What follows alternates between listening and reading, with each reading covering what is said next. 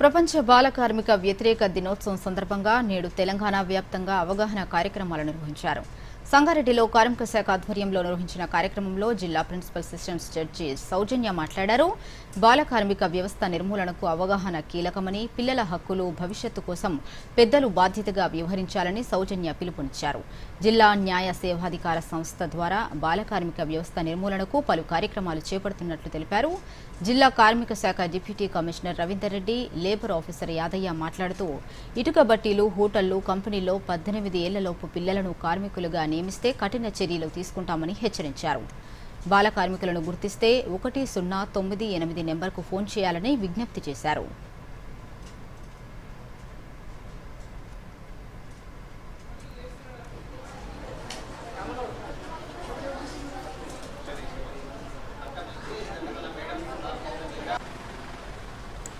ఇవాళ జూన్ 12వ తారీఖున మనము world day against child labour అనేది అబ్జర్వ్ చేస్తాము.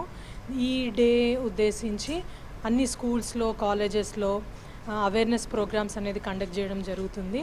అండ్ మా జిల్లా న్యాయాధికార సంస్థ, అలాగే లేబర్ కమిషన్ అండ్ DCPU ఇంకా మిగతా డిపార్ట్మెంట్స్, చైల్డ్ రైట్స్ మీద వర్క్ చేసే డిపార్ట్మెంట్స్ అన్నీ కలిసి ఇవాళ ఈ జిల్లా పరిషత్ స్కూల్లో ఈ అవేర్నెస్ ప్రోగ్రామ్ అనేది కండక్ట్ చేయడం జరిగింది.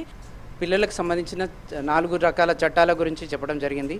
ఆ చట్టాల గురించి అవగాహన కల్పించడం కూడా జరిగింది.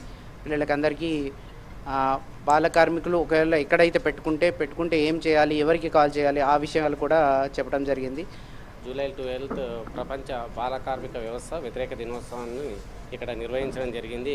ముఖ్యంగా మేము ఏం సందేశం ఇచ్చామంటే, ఈ యొక్క 18 సంవత్సరాల లోపు పిల్లలు ఎవరు పనిలో పెట్టుకోవద్దు. 18 సంవత్సరాల్లో పిల్లలను పనిలో పెట్టుకుంటే ఏమైతే ఇక్కడ వివరించడం జరిగింది.